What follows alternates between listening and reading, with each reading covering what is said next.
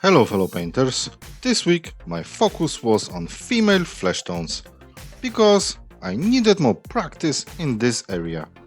Additionally, I found these wonderful elf minis and realized that I had probably never actually painted one before. So I hope you will enjoy it.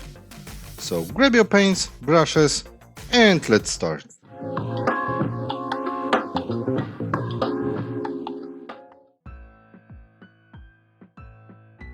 I started as always with a zenithal white pre-highlight over a black primer to increase the contrast between the highest points and the recesses of the miniature. The initial highlight and shadow mapping reduced the need for extensive manual shading and highlighting, which saves me a lot of time. For the main shadow color, I choose familiar pink, which is an excellent base color for female flesh tones. Its soft, warm pink hue provides a lively and healthy undertone, essential for creating a realistic and lifelike skin base.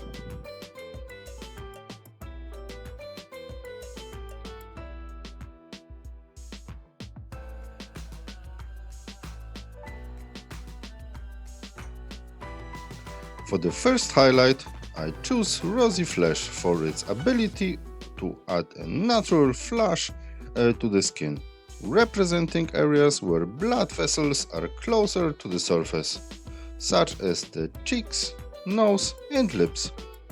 This color enhances the realism of the model by introducing subtle variations in skin tone, mimicking the natural blush and warmth of human skin. Remember to keep the familiar pink as your shadows, so do not overpaint the pink. For smooth transition, you can dilute your paint more to blend the transitions better.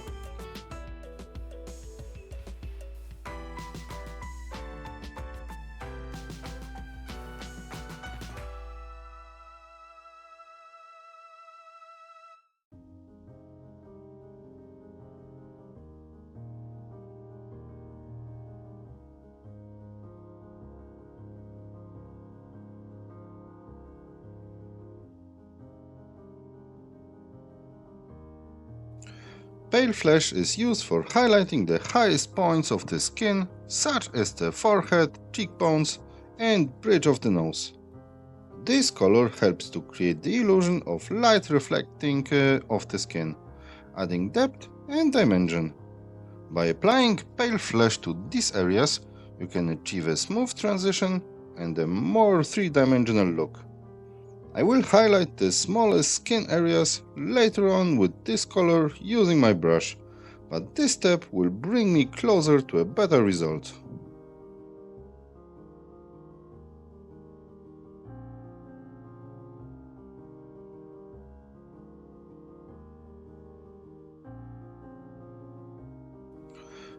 Peachy Flesh is perfect for blending and softening transitions between highlights and shadows.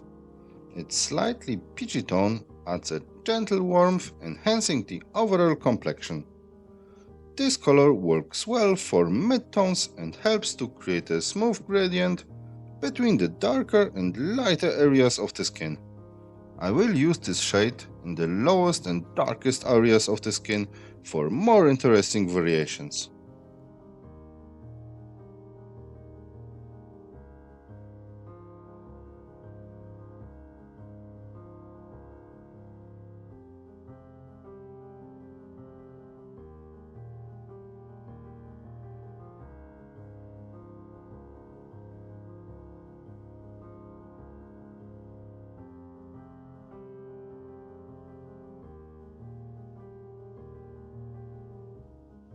The darker shade of Hardened Leather provides a striking contrast to the lighter flesh tones.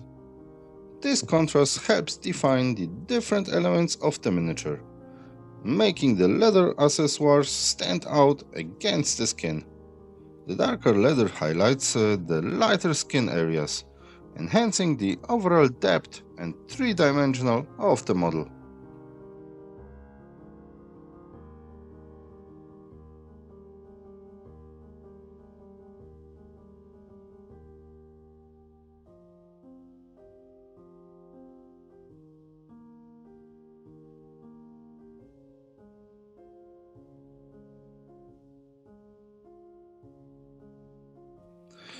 Medium Fleshtone is light enough to provide noticeable highlights but still within the warm spectrum.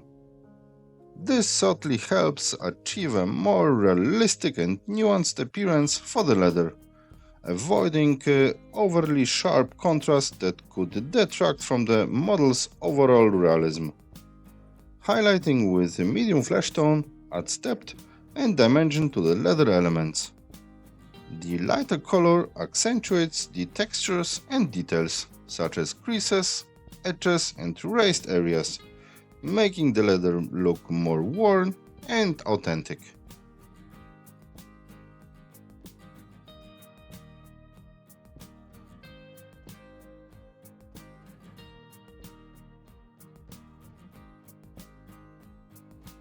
The bones attached to the leather straps were a challenge, and I was afraid the browns would merge due to too much brown in the same area, but in the end, Bond White pulled all the details on the browns and the bones stood out from the background of the leather straps. In the end, I was not very happy with all the dry brushed bones, so I fixed them at the very end with my regular brush.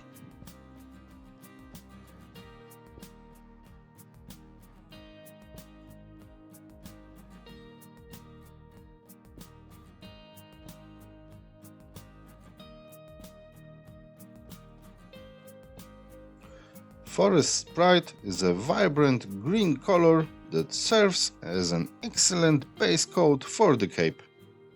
This color provides a strong, lively foundation that represents lush, deep green fabric. It captures the essence of a natural verdant environment, setting the tone for a dynamic and organic color scheme.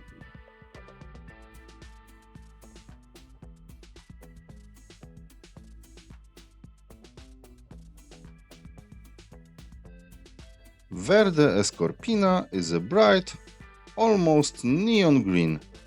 This color is ideal for highlighting the most prominent areas of the cape, where light would naturally hit.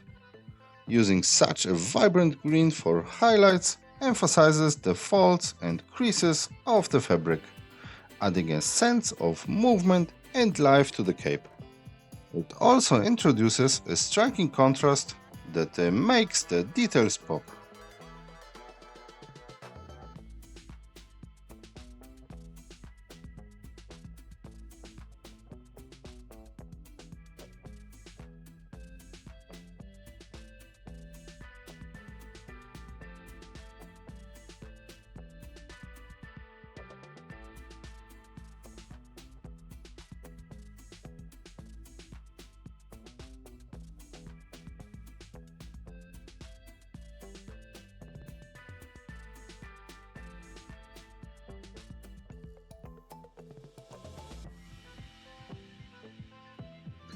Rainforest was used to add subtle highlights to the highest points of the cape using a sponge.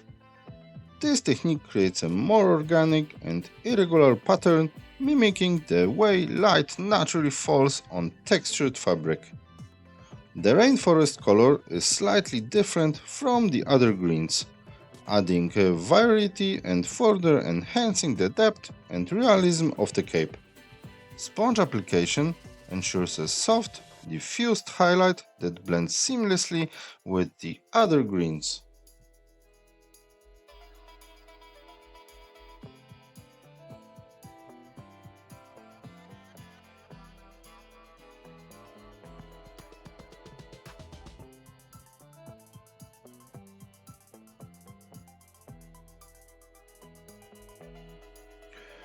Caribbean Ocean is a deep, rich blue used for shading the underside of the cape.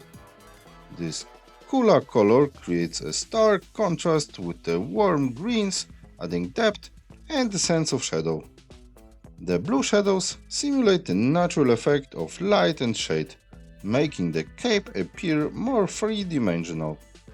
This also enhances the overall color complexity, making the cape more visually interesting and realistic.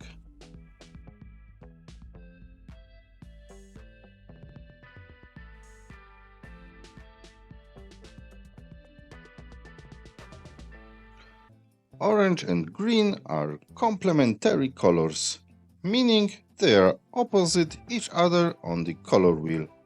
Complementary colors provide the highest contrast and can make each other appear more vibrant when placed next to each other. Orange, being a warm color, tends to advance in the viewer's perception, while green, a cooler color, tends to recede. This interplay can be used to create depth and emphasis in the composition, making specific parts of the miniature stand out. I wanted much deeper shadows than the regular red color, so I decided to go with Hardened Leather, because both colors are within the same warm color family. This darker hue adds depth and richness to the orange areas without making them look dirty or muddy. Orange fire was my go-to color for all highlights. For some areas, I added yellow to brighten it a little bit up.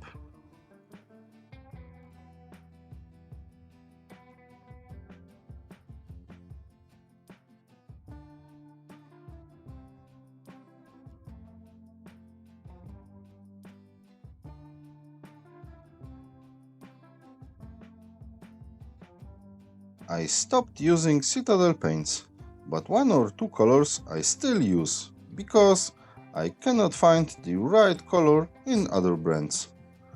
Gore Grantoffer is one of them. It is ideal for painting animal fur, beards, or hair on miniatures.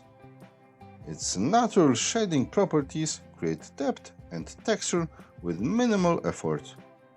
The warm, dark brown color and the way it settles into recesses and highlights raised areas naturally create a realistic, textured look. This makes it an excellent choice for achieving a lifelike appearance on organic materials. After this color dried, I highlighted the middle of the fur with white ink and applied bony matter on top of it.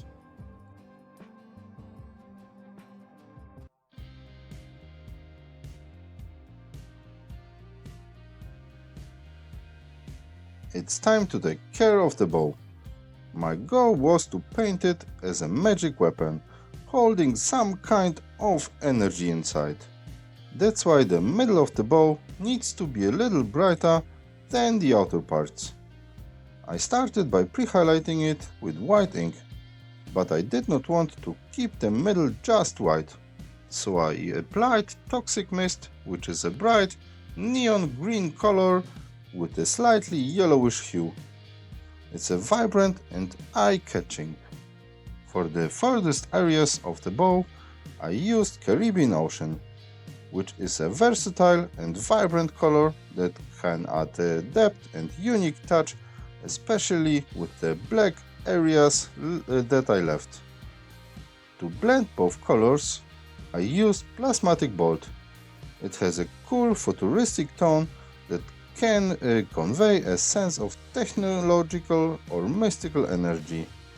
For edge highlights, I used Aqua Alchemy. It has good opacity, providing excellent coverage with a few layers and striking contrast.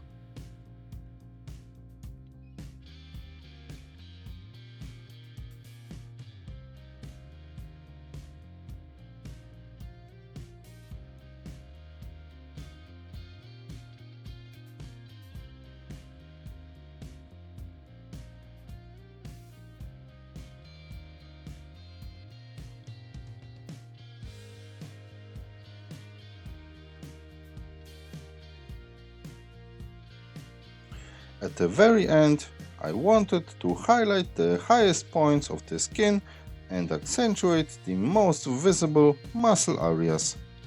Light Flesh is a pale, peachy flesh tone with warm undertones. It has a soft and subtle appearance, making it ideal for representing lighter skin tones.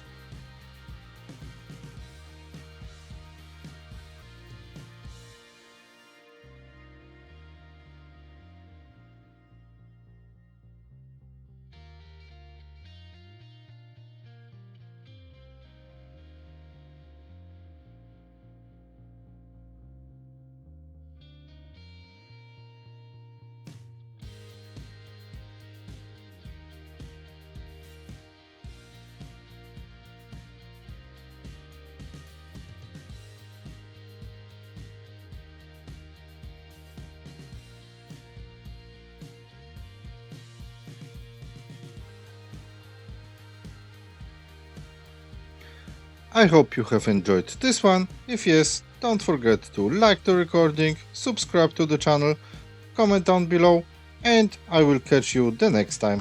Bye bye!